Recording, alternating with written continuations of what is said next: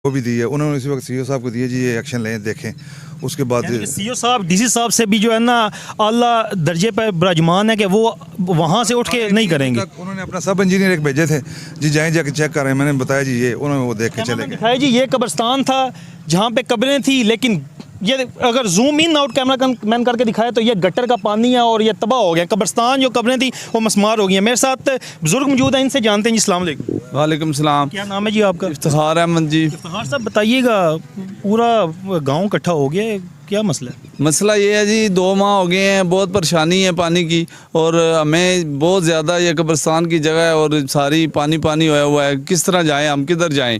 बराए मेहरबानी फरमा कर हमें कुछ ना कुछ गौर किया जाए। नहीं, आप कहते हैं कि एप्लीकेशन दी है, कोई बंदा यहाँ पे नहीं आया। ये जो मसाइल हैं ये तो वबाई अमराज नहीं जन्म ले रहे।